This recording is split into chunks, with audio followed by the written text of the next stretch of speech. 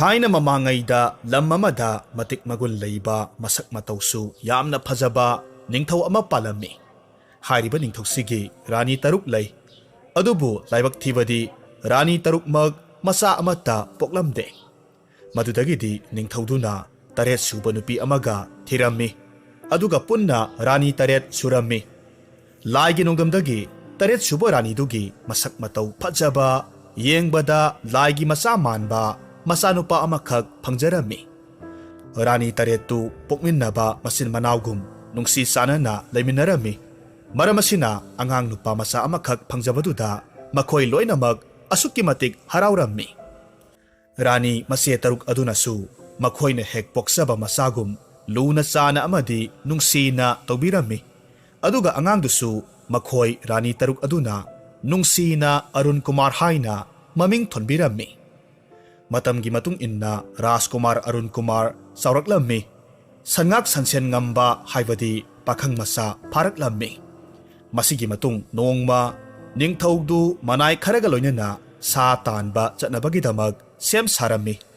ꯃꯇꯝꯗꯨꯗ ꯔꯥꯅꯤ 8ꯃꯛ ꯑꯗꯨꯅ ꯃꯪ ꯅꯨꯡꯉꯥꯏꯔꯝꯗꯦ꯫ ꯁꯥ ꯇꯥꯟꯕ ꯆꯠꯄꯗꯨ ꯃꯈꯥ ꯊꯪꯕ ꯎꯃꯪ ꯑꯁꯣꯝꯗ ꯆꯠꯄꯤꯒꯅꯨ ꯍꯥꯏꯅ ꯍꯥꯏꯔꯝꯃꯤ꯫ ꯑꯗꯨꯕꯨ ꯁꯥ ꯌꯥꯝꯅ ꯂꯩꯕꯗꯤ ꯃꯈꯥ ꯊꯪꯕꯗ ꯂꯩꯔꯤꯕ ꯎꯃꯪꯁꯤ ꯑꯣꯏꯔꯝꯃꯤ꯫ ꯃꯇꯝꯗꯨꯗ ꯅꯤꯡꯊꯧꯁꯨ ꯍꯣꯏ ꯍꯥꯏꯔꯝꯂꯒ ꯁꯥ ꯇꯥꯟꯕꯗꯨ ꯃꯅꯥꯏ ꯃꯁꯜ ꯈꯔꯒ ꯂꯣꯏꯅꯅ ꯑꯗꯨꯃꯛ ꯊꯣꯔꯛꯂꯝꯃꯤ꯫ ꯅꯤꯡꯊꯧꯅꯁꯨ ꯔꯥꯅꯤ 8ꯃꯛ ꯆꯞ ꯃꯥꯟꯅꯅ ꯅꯨꯡꯁꯤꯕꯅꯤ꯫ ꯃꯔꯝ ꯑꯁꯤꯅ ꯑꯋꯥꯡ ꯊꯪꯕ ꯃꯥꯏꯀꯩꯗ ꯂꯩꯕ ꯎꯃꯪ ꯑꯗꯣꯝꯗ ꯂꯥꯛꯂꯝꯃꯤ꯫ ꯑꯗꯨꯕꯨ ꯕꯤꯙꯤꯒꯤ ꯅꯣꯡꯗꯝ ꯑꯉꯛꯄꯅꯤ꯫ ꯑꯋꯥꯡ ꯊꯪꯕ ꯑꯗꯣꯝꯗ ꯂꯩꯔꯤꯕ ꯎꯃꯪꯗꯨꯗ ꯁꯥ ꯑꯃꯠꯇ ꯊꯦꯡꯅꯔꯝꯗꯦ꯫ ꯃꯔꯝ ꯑꯗꯨꯅ ꯅꯤꯡꯊꯧꯅ ꯃꯍꯥꯛꯀꯤ ꯃꯅꯥꯏꯁꯤꯡꯗ ꯑꯁꯨꯝꯅ ꯍꯥꯏꯔꯝꯃꯤ: "ꯅꯥꯏꯁꯥ, ꯃꯥꯏꯀꯩ ꯑꯁꯣꯝꯗ ꯁꯥ ꯑꯃꯠꯇ ꯊꯦꯡꯅꯗ꯭ꯔꯦ꯫ ꯑꯗꯨꯅꯅꯦ ꯃꯈꯥ ꯊꯪꯕ ꯎꯃꯪ ꯑꯗꯣꯝꯗ ꯂꯥꯏꯕꯛ ꯌꯦꯡꯂꯨꯔꯁꯤ꯫" ꯃꯇꯝꯗꯨꯗ ꯃꯅꯥꯏ ꯍꯟꯖꯕ ꯑꯃꯅ ꯍꯥꯏꯔꯝꯃꯤ: "ꯏꯅꯤꯡꯊꯧ, ꯏꯕꯦꯝꯃ ꯔꯥꯅꯤꯁꯤꯡꯅꯗꯤ ꯃꯪ ꯅꯨꯡꯉꯥꯏꯔꯝꯗꯦ, ꯃꯈꯥ ꯊꯪꯕ ꯁꯣꯝꯗ ꯆꯠꯀꯅꯨ ꯍꯥꯏꯕꯤꯕꯗꯥꯏꯅꯦ?" ꯅꯤꯡꯊꯧꯅ ꯑꯃꯨꯛ ꯈꯨꯝꯂꯛꯂꯝꯃꯤ: "ꯍꯦꯔꯥ, ꯅꯨꯄꯥꯅꯕꯨ ꯁꯥ ꯇꯥꯟꯕ ꯂꯥꯛꯂꯒ ꯁꯥ ꯑꯃꯠꯇ ꯄꯨꯗꯅ ꯍꯜꯂꯒꯗꯤ ꯑꯩꯕꯨ ꯀꯔꯤꯅꯤ ꯍꯥꯏꯈꯤꯅꯤ? ꯀꯥꯟꯅꯗꯦ, ꯊꯦꯡꯅꯕꯅꯤ." ꯑꯁꯨꯝꯅ ꯅꯤꯡꯊꯧꯗꯨ ꯌꯥꯃꯟꯗꯕꯗꯒꯤ ꯃꯈꯥ ꯊꯪꯕ ꯎꯃꯪ ꯑꯗꯣꯝꯗ ꯃꯅꯥꯏꯁꯤꯡꯒ ꯂꯣꯏꯅꯅ ꯂꯥꯛꯂꯝꯃꯤ꯫ ꯃꯊꯪ ꯑꯁꯨꯝ ꯂꯥꯛꯄ ꯃꯇꯝꯗ ꯎꯃꯪꯗꯨ ꯌꯧꯁꯤꯜꯂꯛꯂꯦ ꯑꯃꯁꯨꯡ ꯁꯥ ꯌꯥꯝꯅ ꯊꯦꯡꯅꯔꯝꯃꯤ꯫ ꯃꯇꯝꯗꯨꯗ ꯑꯔꯥꯞꯄꯗ ꯍꯤꯡꯆꯥꯕꯒꯤ ꯂꯝ ꯑꯃꯗꯒꯤ ꯍꯤꯡꯆꯥꯕꯤ ꯂꯩꯁꯥꯕꯤ ꯑꯃꯁꯨ ꯎꯃꯪꯗꯨꯗ ꯃꯆꯤꯟꯖꯥꯛ ꯊꯤꯕ ꯂꯥꯛꯂꯝꯃꯤ꯫ ꯃꯇꯝꯗꯨꯗ ꯍꯤꯡꯆꯥꯕꯤꯗꯨꯅ ꯅꯤꯡꯊꯧꯕꯨ ꯎꯠꯊꯣꯛꯈ꯭ꯔꯦ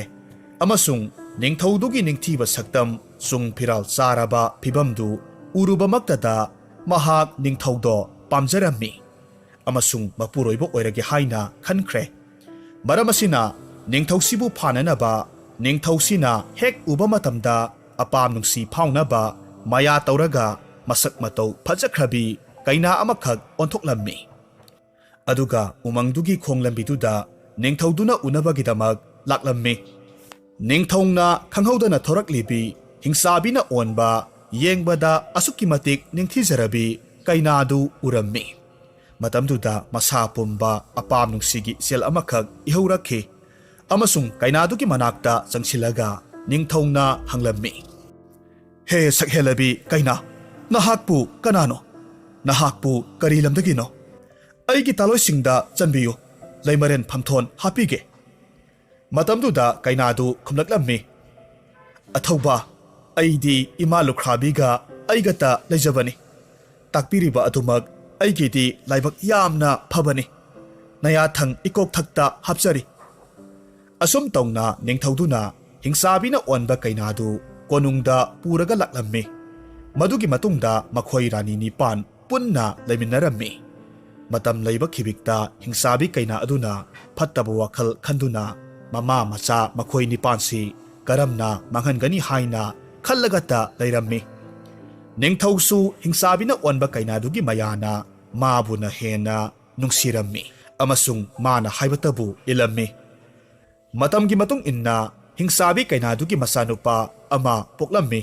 ꯑꯃꯁꯨꯡ ꯃꯍꯥꯛ ꯆꯥꯎꯔꯛꯂꯝꯃꯤ꯫ ꯃꯍꯥꯛꯅ ꯃꯆꯥꯕꯨ ꯅꯤꯡꯊꯧ ꯑꯣꯏꯍꯟꯅꯤꯡꯂꯝꯃꯤ꯫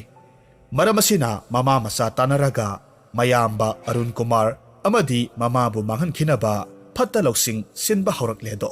ꯃꯗꯨꯗꯒꯤꯗꯤ Hingsabi kaina aduna Rani Taretugi khu kang yanglen lirung mitsing amasung koki tumbasing lautuklaga magi mamada tuminna pikhirami. Khudingmak Rani Singh adunadi khanglammi. Adubu karisu haijabadi ngamlamde. Mamit udraba Rani Taretu ningthongna ka amada tongana thamlammi. Aduga masanupa Arun Kumar na mama Taretpu pija pithak yengsinba loinamak taurammi. Nongma mama singna masada tuminna hairami.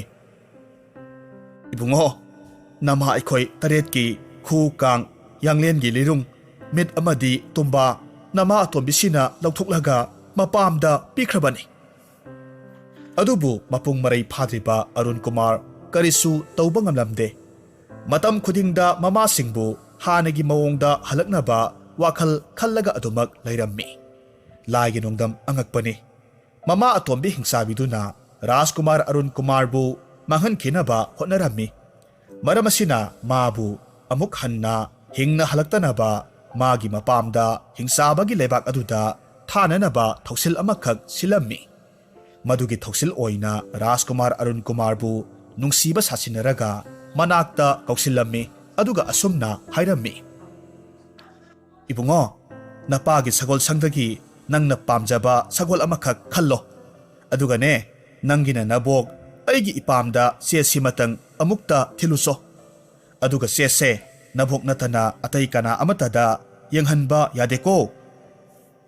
Rajkumar su tanja phangle khanduna yarammi. Aduga mama Taretasu haribu wafamdu tamlammi. Matamduda mama singnadi masagi wado yaramde. Adubu magi ningaiduda mamay thangdadi yaraklammi. Aduga amuk mama singna hairammi. Pare, ibungo, nangna sagol sangdagi sagon khanba taragadi sagol angauba khwaidagi mayang kangba sagol amakhak yaubani. Mado khallu. Rajkumar Arun Kumar na hanglaklammi.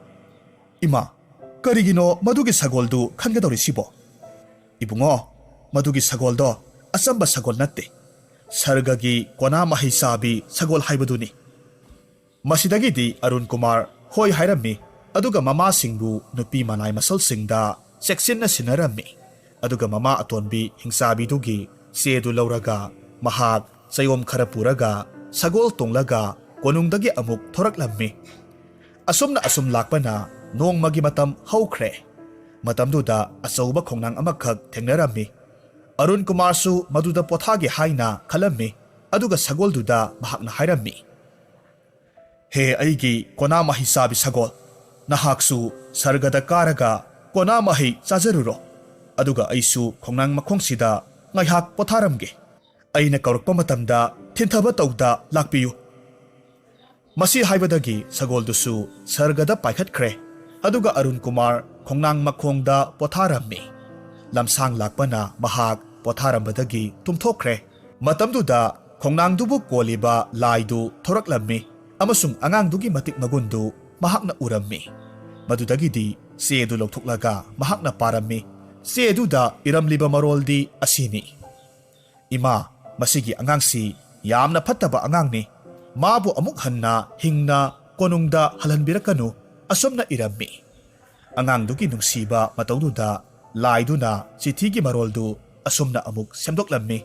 Madudi ima angangsi yamna phaba angangni. Mabu matuna mata tek kahendana konungda amuk thabirao asumna sendokpirammi. Asumna sendoklaba matungda muni amagi saklon lauraga Arun Kumar gi manglanda laklammi.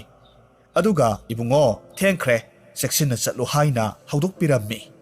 Khudak aduda Arun Kumar mitkap thoraklammi. Amasung munina hairamba wadu ningsinglaga magi sargada kona mahi saba chatkhiba mahaki sagoldu kaurammi. Angakpagi mawongni ngasai mayang yamna kangkhiba sagoldu masa yamna noi pelaga aduki matik phajana sargadagi kumnaklammi. Maduda Rajkumar Arun Kumar du asukki matik ngaklammi.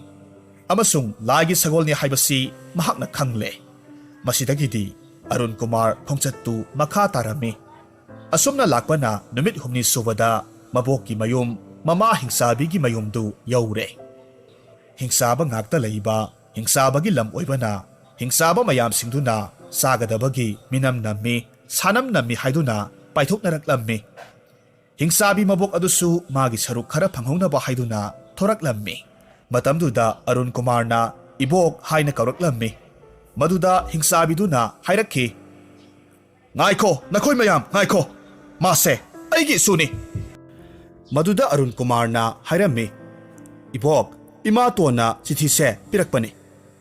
ꯆꯤꯊꯤꯗꯨ ꯄꯥꯔꯨꯕꯗꯒꯤ ꯑꯔꯨꯟ ꯀꯨꯃꯥꯔꯕꯨ ꯍꯦꯟꯅ ꯂꯨꯅ ꯆꯥꯟꯅ ꯇꯧꯕꯤꯔꯝꯃꯤ꯫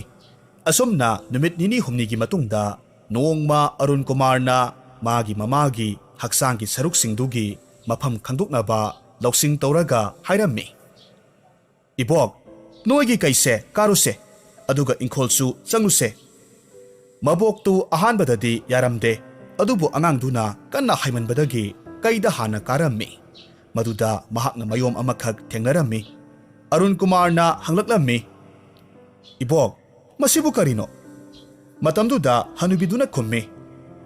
"ꯍꯣ, ꯃꯁꯦ ꯅꯃꯥ ꯇꯔꯦꯠꯀꯤ ꯈꯨ ꯀꯥꯡ, ꯈ꯭ꯋꯥꯡ ꯂꯤꯔꯨꯡ, ꯃꯤꯠ, ꯀꯣꯛꯀꯤ ꯇꯨꯝꯕꯥꯅꯤ"꯫ ꯃꯇꯝꯗꯨꯗ ꯑꯉꯥꯡꯗꯨꯅ ꯈꯔ ꯆꯪꯁꯤꯜꯂꯒ ꯃꯌꯣꯝ ꯑꯃꯃꯨꯛ ꯊꯦꯡꯅꯔꯝꯃꯤ꯫ ꯃꯗꯨꯁꯨ ꯀꯔꯤꯅꯣ ꯍꯥꯏꯅ ꯍꯪꯂꯝꯃꯤ꯫ ꯃꯗꯨꯗ ꯍꯅꯨꯕꯤꯗꯨꯅ ꯈꯨꯝꯃꯤ, "ꯃꯁꯤꯅꯅꯦ ꯑꯩꯒꯤ ꯈꯨ ꯀꯥꯡ, ꯈ꯭ꯋꯥꯡꯒꯤ ꯂꯤꯔꯨꯡ, ꯃꯤꯠ ꯑꯗꯨꯒ ꯀꯣꯛꯀꯤ ꯇꯨꯝꯕꯥꯅꯤ"꯫ ꯃꯁꯤꯗꯒꯤꯗꯤ ꯑꯉꯥꯡꯗꯨꯅ ꯑꯃꯨꯛ ꯏꯪꯈꯣꯜꯗ ꯊꯣꯛꯂꯨꯁꯤ ꯍꯥꯏꯔꯝꯃꯤ꯫ ꯏꯪꯈꯣꯜꯗ ꯑꯃꯨꯛ ꯃꯈꯣꯏ ꯂꯥꯛꯃꯤꯟꯅꯔꯝꯃꯤ꯫ ꯏꯪꯈꯣꯜꯗ ꯃꯈꯜ ꯈꯔꯒꯤ ꯄꯥꯝꯕꯤ ꯈꯔ ꯍꯧꯔꯝꯃꯤ꯫ ꯑꯉꯥꯡꯗꯨꯅ ꯍꯪꯂꯝꯃꯤ, "ꯏꯕꯣꯛ, ꯃꯁꯤꯕꯨ ꯀꯔꯤ ꯄꯥꯝꯕꯤꯅꯣ"? ꯍꯅꯨꯕꯤꯅ ꯈꯨꯝꯃꯤ, "ꯏꯕꯨꯡꯉꯣ, ꯃꯗꯣ ꯃꯩꯖꯥꯎꯕꯤꯅꯤ, ꯍꯦꯛꯂꯨꯅꯨꯀꯣ"꯫ ꯑꯉꯥꯡꯗꯨꯅ ꯇꯨꯃꯤꯟꯅ ꯃꯅꯥ ꯑꯃꯈꯛ ꯍꯦꯛꯂꯝꯃꯤ, ꯑꯗꯨꯒ ꯈꯥꯎꯗ ꯍꯥꯞꯆꯤꯜꯂꯤ꯫ ꯄꯥꯝꯕꯤ ꯑꯃꯃꯨꯛ ꯊꯦꯡꯅꯔꯝꯃꯤ꯫ ꯃꯗꯨꯁꯨ ꯀꯔꯤꯅꯣ ꯍꯥꯏꯅ ꯍꯪꯉꯤ꯫ ꯍꯅꯨꯕꯤꯗꯨꯅ ꯑꯃꯨꯛ ꯈꯨꯝꯂꯝꯃꯤ, "ꯃꯗꯣ ꯏꯁꯤꯡ ꯆꯥꯎꯕꯤꯅꯤ, ꯍꯦꯛꯂꯨꯅꯨ"꯫ ꯑꯉꯥꯡꯗꯨꯅ ꯑꯃꯨꯛ ꯃꯗꯨꯒꯤ ꯃꯅꯥ ꯑꯃꯈꯛ ꯇꯨꯃꯤꯟꯅ ꯍꯦꯛꯏ, ꯑꯗꯨꯒ ꯈꯥꯎꯗ ꯍꯥꯞꯆꯤꯜꯂꯤ꯫ ꯑꯗꯨꯗꯒꯤꯗꯤ ꯃꯊꯪ ꯃꯊꯪ ꯀꯥꯛꯐꯩ ꯆꯥꯎꯕꯤ, ꯇꯤꯟꯐꯥ ꯆꯥꯎꯕꯤ, ꯑꯗꯨꯒ ꯑꯔꯣꯏꯕꯗ ꯂꯃꯥꯡꯅꯕꯤ ꯍꯥꯏꯔꯤꯕ ꯄꯥꯝꯕꯤꯗꯨꯒꯤ ꯃꯅꯥꯁꯤꯡꯗꯨ ꯇꯨꯃꯤꯟꯅ ꯍꯦꯛꯂꯒ ꯈꯥꯎꯗ ꯍꯥꯞꯆꯤꯜꯂꯝꯃꯤ꯫ ꯃꯁꯤꯒꯤ ꯃꯇꯨꯡ ꯑꯍꯤꯡꯒꯤ ꯃꯇꯝ ꯑꯣꯏꯔꯛꯂꯦ꯫ ꯃꯁꯨ ꯃꯕꯦꯟꯗꯨ ꯇꯨꯝꯂꯝꯃꯤ꯫ ꯑꯁꯨꯝꯅ ꯅꯣꯡꯉꯥꯜꯂꯝꯗꯥꯏꯒꯤ ꯃꯇꯝꯅꯤ꯫ ꯑꯔꯨꯟ ꯀꯨꯃꯥꯔ ꯃꯣꯟꯗꯨ ꯐꯖꯅ ꯐꯩꯖꯨꯞꯅ ꯀꯨꯞꯁꯤꯜꯂꯤ, ꯑꯗꯨꯒ ꯃꯤ ꯇꯨꯝꯕ ꯁꯥꯔꯒ ꯊꯝꯂꯝꯃꯤ꯫ ꯑꯗꯨꯒ ꯃꯍꯥꯛꯅ ꯇꯨꯃꯤꯟꯅ ꯀꯩꯗ ꯀꯥꯔꯝꯃꯤ꯫ ꯑꯗꯨꯒ ꯃꯥꯒꯤ ꯃꯃꯥ ꯇꯔꯦꯠꯀꯤ ꯈꯨ ꯀꯥꯡ, ꯈ꯭ꯋꯥꯡ ꯂꯤꯔꯨꯡ, ꯃꯤꯠ ꯑꯃꯗꯤ ꯀꯣꯛꯀꯤ ꯇꯨꯝꯕꯥꯗꯨ ꯆꯦꯛꯁꯤꯟꯅ ꯈꯥꯎ ꯑꯃꯗ ꯍꯥꯞꯆꯤꯜꯂꯝꯃꯤ꯫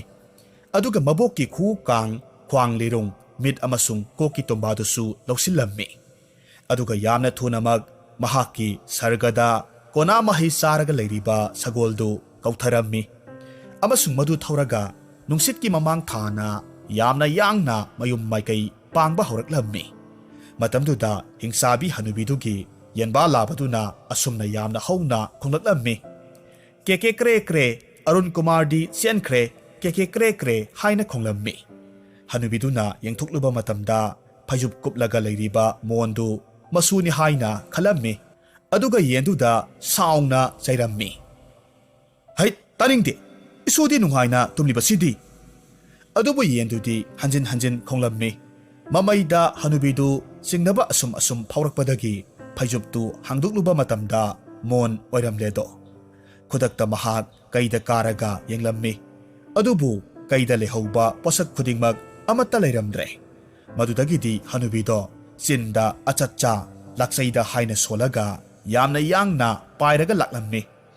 ꯍꯅꯨꯕꯤꯗꯨꯅ ꯌꯥꯝꯅ ꯌꯥꯡꯅ ꯇꯥꯟꯅꯔꯛꯂꯒ ꯁꯒꯣꯜ ꯃꯃꯩꯗꯨ ꯍꯦꯛ ꯄꯥꯏꯒꯦ ꯇꯧꯕꯒꯗꯤ ꯑꯔꯨꯟ ꯀꯨꯃꯥꯔꯅ ꯃꯍꯥꯛꯀꯤ ꯈꯥꯎꯗ ꯉꯁꯥꯏ ꯍꯥꯞꯆꯤꯟꯈꯤꯕ ꯃꯩꯖꯥꯎꯕꯤ ꯍꯥꯏꯔꯤꯕ ꯃꯅꯥꯗꯨ ꯊꯥꯗꯔꯛꯂꯝꯃꯤ꯫ ꯑꯗꯨꯒ ꯑꯁꯨꯝꯅ ꯍꯥꯏꯔꯝꯃꯤ, "ꯃꯩꯖꯥꯎꯕꯤ, ꯅꯍꯥꯛ ꯃꯩ ꯍꯧꯍꯧꯔꯣ"꯫ ꯃꯗꯨꯗꯒꯤꯗꯤ ꯃꯩ ꯆꯥꯛꯄꯗꯒꯤ ꯉꯥꯏꯍꯥꯛ ꯍꯅꯨꯕꯤꯗꯨ ꯆꯠꯄ ꯌꯥꯔꯝꯗꯦ꯫ ꯑꯗꯨꯕꯨ ꯍꯅꯨꯕꯤꯗꯨꯅ "ꯃꯩꯖꯥꯎꯕꯤ, ꯅꯍꯥꯛ ꯑꯩꯒꯤ ꯍꯤꯗꯥꯛꯅꯤ, ꯃꯥꯡꯈ꯭ꯔꯣ" ꯍꯥꯏꯕꯗ ꯑꯗꯨꯃꯛ ꯃꯥꯡꯊꯣꯛꯈ꯭ꯔꯦ꯫ ꯃꯊꯪꯗ ꯁꯒꯣꯜ ꯃꯃꯩ ꯑꯃꯨꯛ ꯄꯥꯏꯒꯦ ꯇꯧꯕ ꯃꯇꯝꯗ ꯏꯁꯤꯡ ꯆꯥꯎꯕꯤ ꯃꯅꯥ ꯊꯥꯗꯔꯛꯂꯝꯃꯤ꯫ ꯏꯆꯥꯎ ꯑꯃꯨꯛ ꯊꯣꯛꯍꯜꯂꯤ꯫ ꯃꯗꯨꯗꯁꯨ ꯑꯃꯨꯛ ꯃꯥꯡꯍꯟꯈꯤ꯫ ꯑꯁꯨꯝꯅ ꯃꯊꯪ ꯃꯊꯪ ꯇꯤꯟꯐꯥ ꯆꯥꯎꯕꯤ, ꯀꯥꯛꯐꯩ ꯆꯥꯎꯕꯤ ꯃꯅꯥ ꯊꯥꯗꯔꯛꯂꯝꯃꯤ꯫ ꯑꯗꯨꯒ ꯇꯤꯟꯐꯥ ꯀꯥꯛꯐꯩꯅ ꯃꯃꯥꯏ ꯃꯃꯤꯠ ꯈꯪꯗꯕ ꯃꯈꯩ ꯅꯞꯂꯝꯃꯤ꯫ ꯃꯁꯤꯅ ꯉꯥꯏꯍꯥꯛ ꯑꯄꯟꯕ ꯄꯤꯔꯝꯃꯤ꯫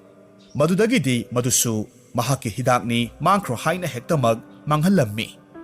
ꯃꯊꯪꯗ ꯂꯃꯥꯡꯅꯕꯤ ꯃꯅꯥꯗꯨꯁꯨ ꯊꯥꯗꯔꯛꯄꯗꯒꯤ ꯉꯥꯏꯍꯥꯛ ꯂꯝꯕꯤ ꯃꯥꯡꯂꯨꯔꯕ ꯃꯇꯨꯡ ꯍꯦꯛꯇꯃꯛ ꯐꯍꯟꯈꯤ꯫ ꯃꯃꯩꯗ ꯑꯃꯨꯛꯀꯁꯨ sagol mamay hek pharake tawbagadi upay leraktabadagi ngasai khawda hapkhiba mabokki khu kangdu pairaga ibok yengutu nahaki khu kangsi thugairage asum haina lauraklammi matamduda hingsabi mabok aduna madudi thugaiganu haina laurakhi adubu angangduna thugairammi madu phawba khong tekna pasilaklammi aduga sagolgi mamaidu paige tawrammi mathangda mamit anidu thugairammi maduda hingsabi hanubido mit udre haina laurakhi mamit udrabasu asum pasilaklammi maduda angangduna amuk mabokki koki tumbado thugairammi madudasu kok kaire haina laurakhi aroibada khwangi lirungdu thudeklammi mamaida hanubido singjawgum pairaga siraga lehore asumna lakpana mamai thangda konung yoraklammi amasung Arun Kumar na tekta kaidana yorakpaduda mama tonbi hingsabidu adukki matik sauninglammi singnaba amasu phaurammi Arun Kumar na mama taretki khu kang mid koki tumba amadi khwangi lirung singdu hapsinbadagi mama singdu amuk hanagi punsida halaklammi aduga mama tonbi hingsabi amadi mama singi maramda amata sithada mapaning thauda tamjarammi asengba achumba waram pumnamak khanglaba matungda mapaning thausu gyan taraklammi amasung yamna saurammi madudagidi ningthongna rani hingsabi mama masabu masagi asengba saktamda uhallaba matungda ahakpa serak pikhi hariba numit adudagi Arun Kumar amadi mahaki mama taret hanagi punsida amuk nunga yaifana panki hauzik amuk taminarasi phungawari una saba saktam thaina mamangaida lebak amada lairaba nupa ama leirami sahisu miyai salle adubu mahak nupidi thiramde imungi thabak thana kolek wairam phisu phizam chakthong phausu tawbiningai nupi amata leitabadagi mahakna loinamak honajai aduna mahak yumdagi chathokpa mirak tinba phangjade nupi leitabagi nungaitaba kharadang orabasu koknaba haiduna usuba khulaiba nupa amada una nupigi phajaraba saktam amakhak sahallammi saktamsi yengbada asukki matik phajakhre thawai panba male lairaba nupaduna saktamsi magi imungda thamlaga mirol ngangna leirammi ibema hidak ngathak amatang halau asum haina haijai amuk nupi saraga hanjare mathanta khumjaraga adum mahanjai mathanta chak loirabra ibema loire adum mana thongdoksai asum tongna ugi saktam dubu taibang mi loina bagum loina rammi nongmadi lairaba nupaduna ugi saktam du yenglaga ibema ai ngasidi marup ama unaruge sak loiramo hairam laga satki mahakna asum lakpa matamda marup amakhak kok hek thengnarammi marup tuna kamdauri marup nungairi dana haina hanglammi mahaksu hoi nungaijari marupti kamdauri bagi haina hairammi matau asumna kuina unarudabadagi hangna khona tawraga akon bagi marupna lairaba nupatuda hanglaklammi marupu yum kaiga panbirabro lairabana ikai khangdagi hoi panjare haina khummi marup karigino aikhoidaga amatta talaktena marup ahal oina yum panbaduda ikaibadagi marup mapangka takchadraba phare adudi marup ngasidi isal nupigi masaksu yengba tare marup khogi yumda chalasi asumna makhoi anidu lakminarammi makhoi anina asum lakminawada lairaba nupana khalli kamdongni ai ngasidi soptana siba tare do he lai ibungo nana ibu kanbiyu asumna chatna mathanta murum soli maduda atopa marup tuna hanglaklammi marup kari tawrubagi nathanta murum soli dubo marup sumdobani nasal dudi angang nina horel marup na leksin khibada hauna longsat khangdaba kok hek ulakadra haiduna itomta nunglang zabani asumna lakpana marup anidu thongal yoksilaklammi lairaba marupna atopa maruptuda hairammi marup thongal sida ngaihaktang panbiramu ꯑꯩ ꯅꯁꯜꯗꯨꯗ ꯍꯥꯟꯅ ꯑꯃꯨꯛꯇꯪ ꯄꯥꯎ ꯄꯤꯖꯔꯨꯒꯦ, ꯅꯠꯇ꯭ꯔꯕꯗꯤ ꯏꯃꯨꯡ ꯋꯥꯏꯔꯝꯁꯦ ꯏꯆꯥꯏ ꯆꯥꯏꯔꯝꯗꯨꯅ ꯃꯔꯨꯞꯅ ꯂꯦꯡꯁꯤꯟꯕꯗ ꯅꯨꯡꯉꯥꯏꯔꯣꯏ꯫ ꯑꯁꯨꯝꯅ ꯍꯥꯏꯖꯤꯟꯅꯔꯒ ꯂꯥꯛꯃꯤꯟꯅꯔꯤꯕ ꯃꯔꯨꯞꯇꯨ ꯊꯣꯡꯒꯥꯟꯗ ꯊꯅꯝꯃꯤ ꯑꯗꯨꯒ ꯃꯇꯣꯝꯇ ꯆꯪꯁꯤꯜꯂꯛꯂꯝꯃꯤ꯫ ꯁꯨꯃꯥꯡ ꯌꯧꯁꯤꯜꯂꯛꯄ ꯃꯇꯝꯗ ꯃꯥꯒꯤ ꯐꯨꯔꯤꯠ ꯐꯤꯔꯣꯜ ꯄꯨꯝꯅꯃꯛ ꯅꯤꯡꯊꯤꯅ ꯁꯨꯗꯣꯛ ꯆꯥꯝꯊꯣꯛꯂꯒ ꯐꯧꯗꯣꯛꯂꯝꯕꯗꯨ ꯊꯦꯡꯅꯔꯨꯕꯗ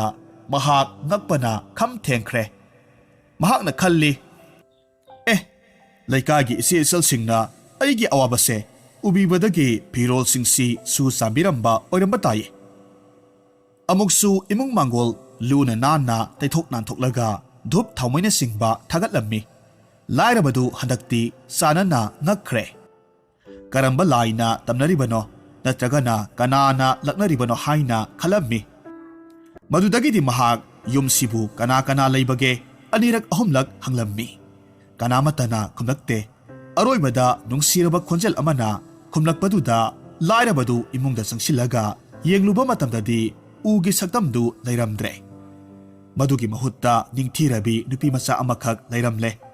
ꯋꯥꯔꯤ ꯋꯥꯇꯥꯏ ꯁꯥꯟꯅꯕꯗꯒꯤ ꯃꯔꯣꯜ ꯄꯨꯝꯅꯃꯛ ꯈꯪꯅꯔꯗꯨꯅ ꯂꯥꯏꯔꯕ ꯅꯨꯄꯥꯗꯨ ꯑꯗꯨꯛꯀꯤ ꯃꯇꯤꯛ ꯍꯔꯥꯎꯔꯝꯃꯤ꯫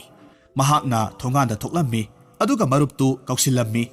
ꯃꯁꯛ ꯃꯇꯧ ꯆꯪꯈꯣꯜꯂꯕꯤ ꯅꯨꯄꯤ ꯃꯆꯥꯗꯨ ꯃꯥꯒꯤ ꯃꯔꯨꯞꯀꯤ ꯅꯨꯄꯤꯅꯤ ꯈꯜꯂꯨꯕꯗ ꯏꯅꯥꯛ ꯈꯨꯟꯕ ꯃꯔꯨꯞꯇꯨ ꯉꯛꯄꯅ ꯑꯃꯗꯤ ꯀꯂꯛꯄꯅ ꯃꯥꯒꯤ ꯊꯃꯣꯏꯗꯨ ꯄꯨꯝꯊꯟ ꯍꯦꯛ ꯊꯟꯈ꯭ꯔꯦ꯫ ꯂꯥꯏꯔꯕ ꯃꯔꯨꯞꯅ ꯃꯔꯨꯞ ꯑꯃ ꯃꯌꯨꯝꯗ ꯂꯥꯛꯄꯒꯤ ꯍꯧꯅꯕꯤ ꯂꯩꯖꯕ ꯄꯨꯊꯣꯛꯂꯒ ꯆꯥꯃꯤꯟ ꯊꯛꯃꯤꯟꯅꯔꯝꯃꯤ꯫ ꯏꯅꯥꯛ ꯈꯨꯟꯕ ꯃꯔꯨꯞ ꯑꯗꯨꯅ ꯐꯠꯇ ꯂꯧꯁꯤꯡ ꯇꯧꯔꯒ ꯍꯥꯏꯔꯛꯂꯝꯃꯤ, ꯃꯔꯨꯞ, ꯑꯩꯈꯣꯏꯅꯤ ꯆꯥꯛ ꯑꯃꯨꯛ ꯀꯧꯅꯁꯤ꯫ ꯆꯥꯕ ꯂꯥꯛꯄ ꯃꯤꯅ ꯆꯥꯕ ꯇꯣꯛꯄꯗ ꯏꯍꯥꯟ ꯍꯥꯟꯅ ꯄꯥꯏꯕ ꯄꯣꯠꯇꯣ ꯂꯧꯅꯁꯤ꯫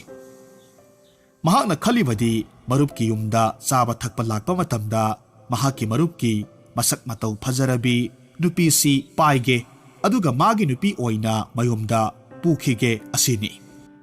ꯍꯥꯏꯅꯔꯤꯕ ꯋꯥꯐꯝꯗꯨ ꯌꯥꯅꯕꯗꯒꯤ ꯏꯅꯥꯛ ꯈꯨꯟꯕ ꯃꯔꯨꯞꯇꯨ ꯃꯌꯨꯝꯗ ꯍꯜꯂꯛꯂꯝꯃꯤ꯫ ꯉꯥꯡꯅꯈꯤꯕ ꯋꯥꯔꯣꯜꯒꯤ ꯃꯇꯨꯡ ꯏꯟꯅ ꯏꯅꯥꯛ ꯈꯨꯟꯕ ꯅꯨꯄꯥꯅ ꯂꯥꯏꯔꯕ ꯃꯔꯨꯞꯇꯨꯕꯨ ꯍꯥꯟꯅ ꯆꯥꯛ ꯀꯧꯔꯝꯃꯤ꯫ ꯆꯥꯛ ꯆꯥꯕ ꯂꯣꯏꯔꯒ ꯑꯄꯥꯏ ꯑꯄꯥꯏꯕ ꯂꯧꯅꯕ ꯍꯥꯏꯅꯈꯤꯕꯒꯤ ꯃꯇꯨꯡ ꯏꯟꯅ ꯂꯥꯏꯔꯕ ꯃꯔꯨꯞꯅ ꯏꯅꯥꯛ ꯈꯨꯟꯕ ꯃꯔꯨꯞꯀꯤ ꯁꯅꯥ ꯂꯨꯄꯥ ꯍꯥꯞꯄ ꯎꯄꯨꯗꯨ ꯄꯥꯏꯕꯗꯒꯤ ꯎꯄꯨꯗꯨ ꯃꯥꯒꯤ ꯑꯣꯏꯔꯗꯨꯅ ꯃꯌꯨꯝꯗ ꯄꯨꯔꯛꯂꯝꯃꯤ꯫ ꯃꯊꯪꯗ ꯂꯥꯏꯔꯕ ꯃꯔꯨꯞꯅ ꯏꯅꯥꯛ ꯈꯨꯟꯕ ꯃꯔꯨꯞꯇꯨ ꯑꯃꯨꯛ ꯆꯥꯛ ꯀꯧꯔꯦ꯫ ꯍꯦꯛ ꯆꯪꯂꯛꯄꯗꯒꯤ ꯍꯧꯅ ꯏꯅꯥꯛ ꯈꯨꯟꯕ ꯅꯨꯄꯥꯗꯨꯅ ꯃꯥꯒꯤ ꯃꯔꯨꯞꯀꯤ ꯅꯨꯄꯤꯗꯨ ꯍꯨꯔꯥꯟ ꯄꯪꯌꯦꯡꯗ ꯌꯦꯡꯉꯤ꯫ ꯆꯥꯛ ꯆꯥꯔꯤꯉꯩꯗꯁꯨ ꯆꯥꯕꯒ ꯆꯪꯗꯦ꯫ ꯅꯨꯄꯤꯗꯨꯕꯨ ꯆꯥꯗꯧꯕ ꯃꯈꯩ ꯑꯗꯨꯃꯛ ꯌꯦꯡꯉꯤ꯫ ꯆꯥꯛ ꯑꯦꯟꯁꯥꯡ ꯏꯁꯤꯡ ꯃꯥꯏꯁꯤꯡ ꯑꯣꯛꯂꯕ ꯑꯗꯨꯃꯛꯇꯗꯁꯨ ꯅꯨꯄꯤꯗꯨ ꯌꯦꯡꯒꯗꯧꯒꯤ ꯍꯟꯅ ꯑꯗꯨꯃꯛ ꯍꯥꯞꯄꯣ ꯄꯪꯀꯧꯗ ꯀꯧꯏ꯫ ꯃꯇꯧꯗꯨꯗ ꯂꯧꯁꯤꯡ ꯂꯩꯔꯕ ꯂꯥꯏꯔꯕꯒꯤ ꯅꯨꯄꯤꯅ ꯈꯜꯂꯝꯃꯤ, ꯃꯁꯤꯒꯤ ꯏꯅꯥꯛ ꯈꯨꯟꯕ ꯅꯨꯄꯥꯁꯦ ꯑꯩꯕꯨ ꯁꯥꯊꯤꯅ ꯃꯤꯇꯥꯔꯦꯁꯦ꯫ ꯃꯥꯅ ꯍꯣꯔꯦꯟ ꯆꯥꯛ ꯇꯣꯂꯛꯄꯗ ꯑꯩꯕꯨ ꯍꯥꯟꯅ ꯄꯥꯏꯔꯒ ꯃꯌꯨꯝꯗ ꯄꯨꯒꯦ ꯁꯤꯅꯤ꯫ ꯑꯗꯨꯅꯗꯤ ꯑꯩ ꯊꯧꯔꯥꯡ ꯑꯃ ꯇꯧꯍꯧꯗꯕ ꯌꯥꯗ꯭ꯔꯦ, ꯅꯠꯇ꯭ꯔꯕꯗꯤ ꯁꯣꯏꯒꯗꯧꯔꯤ꯫ ꯑꯁꯨꯝꯅ ꯈꯜꯂꯒ ꯃꯔꯨꯞ ꯑꯅꯤꯅ ꯆꯥꯛ ꯆꯥꯕ ꯂꯣꯏꯗ꯭ꯔꯤꯉꯩ ꯌꯦꯅꯈꯥꯗꯒꯤ ꯀꯩꯔꯥꯛ ꯑꯃꯈꯛ ꯏꯃꯨꯡꯗ ꯄꯨꯁꯤꯜꯂꯒ ꯊꯝꯃꯤ꯫ ꯃꯇꯩ ꯃꯅꯥꯎꯁꯨ ꯃꯃꯤꯠ ꯈꯠꯅꯗꯨꯅ ꯄꯥꯎ ꯄꯨꯝꯕ ꯈꯪꯅꯔꯦ꯫ ꯏꯅꯥꯛ ꯈꯨꯟꯕ ꯃꯔꯨꯞꯅ ꯆꯥꯛ ꯆꯥꯕ ꯂꯣꯏꯕꯒꯤ ꯃꯆꯤꯟ ꯃꯈꯥ ꯇꯦꯡꯅꯅꯕ ꯃꯄꯥꯜ ꯊꯣꯛꯈ꯭ꯔꯤꯉꯩ ꯂꯥꯏꯔꯕꯒꯤ ꯅꯨꯄꯤꯅ ꯀꯩꯔꯥꯛꯇꯨ ꯊꯥꯔꯒ ꯌꯨꯝꯗꯨꯒꯤ ꯈꯥꯉꯦꯜ ꯃꯊꯛꯇ ꯀꯥꯈꯠꯂꯒ ꯐꯝꯂꯒ ꯂꯩꯈ꯭ꯔꯦ꯫ ꯏꯅꯥꯛ ꯈꯨꯟꯕ ꯃꯔꯨꯞꯇꯨ ꯃꯆꯤꯟ ꯇꯦꯡꯕ ꯂꯣꯏꯔꯗꯨꯅ ꯏꯃꯨꯡꯗ ꯆꯪꯂꯛꯂꯝꯃꯤ꯫ ꯑꯗꯨꯒ ꯂꯥꯏꯔꯕꯒꯤ ꯃꯔꯨꯞꯇꯨ ꯀꯗꯥꯏꯗ ꯂꯩꯕꯒꯦ ꯍꯥꯏꯗꯨꯅ ꯀꯣꯏꯔꯩ ꯂꯩꯔꯒ ꯌꯦꯡꯂꯛꯄ ꯃꯇꯝꯗ ꯈꯥꯉꯦꯜ ꯃꯊꯛꯇ ꯐꯝꯂꯒ ꯂꯩꯕꯗꯣ ꯎꯔꯝꯃꯤ꯫ ꯃꯍꯥꯛꯅ ꯅꯨꯄꯤꯗꯨ ꯀꯥꯈꯠꯂꯒ ꯄꯥꯏꯒꯦ ꯍꯥꯏꯗꯨꯅ ꯀꯩꯔꯥꯛ ꯀꯥꯟꯅꯅꯕ ꯀꯩꯔꯥꯛꯇ ꯃꯈꯨꯠꯅ ꯇꯥꯞ ꯍꯦꯛ ꯄꯥꯏꯔꯨꯕꯗ ꯈꯪꯍꯧꯗꯅ ꯂꯥꯏꯔꯕ ꯃꯔꯨꯞꯇꯨꯅ ꯍꯥꯏꯔꯛꯈꯤ, ꯏꯍꯦ ꯃꯔꯨꯞ, ꯅꯪꯗꯤ ꯀꯩꯔꯥꯛ ꯄꯥꯝꯕꯣꯏꯔꯦ꯫ ꯈꯔ ꯃꯃꯜ ꯌꯥꯝꯕ ꯄꯣꯠ ꯑꯃꯇꯁꯨ ꯄꯥꯏꯕꯤꯌꯨꯗꯅ꯫ ꯀꯩꯔꯥꯛꯄꯨ ꯄꯥꯏꯔꯤꯁꯤꯕꯨ? ꯑꯗꯨꯕꯨꯗꯤ ꯂꯥꯏꯔꯕ ꯃꯔꯨꯞꯅꯤ ꯈꯟꯕꯤꯕꯗꯒꯤ ꯂꯩꯇ ꯂꯥꯏꯔ ꯌꯦꯡꯕꯤꯔꯒ ꯑꯍꯣꯡꯕꯁꯦ ꯂꯧꯕꯤꯔꯒꯦ ꯈꯟꯕꯗꯒꯤ ꯄꯥꯏꯕꯤꯔꯝꯕ ꯑꯣꯏꯔꯝꯕ ꯌꯥꯏꯗ꯫ ꯐꯔꯦ, ꯑꯗꯨ ꯃꯉꯥꯏꯔꯦ꯫ ꯍꯥꯏꯅꯈꯤꯕꯒꯤ ꯃꯇꯨꯡ ꯏꯟꯅ ꯀꯩꯔꯥꯛꯇꯣ ꯂꯧꯕꯤꯕ ꯇꯥꯔꯦ꯫ ꯀꯥꯟꯅꯈ꯭ꯔꯕ ꯀꯩꯔꯥꯛꯅꯤ, ꯂꯧꯕꯤꯔꯣ꯫ ꯑꯁꯨꯝꯅ ꯅꯣꯛꯂꯒ ꯍꯥꯏꯔꯛꯄꯗꯨꯗ ꯏꯅꯥꯛ ꯈꯨꯟꯕ ꯅꯨꯄꯥꯗꯨ ꯂꯧꯁꯤꯡ ꯈꯪꯂꯥꯛ ꯍꯦꯛ ꯂꯥꯛꯄꯣꯏꯔꯦ꯫ ꯁꯥꯊꯤꯅ ꯃꯥꯏꯊꯤꯕ ꯐꯪꯂꯕꯗꯨꯗ ꯏꯅꯥꯛ ꯈꯨꯟꯕ ꯅꯨꯄꯥꯗꯨ ꯃꯔꯦꯡꯕꯥꯟꯗ ꯀꯩꯔꯥꯛꯇꯣ ꯊꯣꯡꯒꯠꯂꯝꯃꯤ ꯑꯗꯨꯒ ꯃꯌꯨꯝꯗ ꯑꯗꯨꯃꯛ ꯄꯨꯈꯤ꯫ ꯂꯥꯏꯔꯕ ꯅꯨꯄꯥ ꯑꯗꯨꯗꯤ ꯏꯅꯥꯛ ꯈꯨꯟꯕ ꯃꯔꯨꯞꯇꯨꯗꯒꯤ ꯁꯅꯥ ꯂꯨꯄꯥ ꯀꯌꯥꯃꯔꯨꯝ ꯐꯪꯂꯒ ꯃꯥꯒꯤ ꯅꯨꯄꯤꯒ ꯂꯣꯏꯅꯅ ꯅꯨꯡꯉꯥꯏꯅ ꯄꯥꯟꯈꯤ꯫ ꯃꯇꯧ ꯑꯁꯨꯝꯅ ꯐꯠꯇꯕ ꯋꯥꯈꯜꯗꯤ ꯐꯠꯇꯅ ꯂꯣꯏ꯫ ꯐꯠꯇꯕ ꯋꯥꯈꯜ ꯇꯧꯔꯨꯕ ꯏꯅꯥꯛ ꯈꯨꯟꯕ ꯅꯨꯄꯥꯗꯣ ꯃꯔꯜ ꯃꯊꯨꯝ ꯃꯥꯡꯕꯇ ꯅꯠꯇꯅ ꯁꯥꯊꯤꯅ ꯏꯀꯥꯏꯕꯁꯨ ꯅꯪꯈꯤ꯫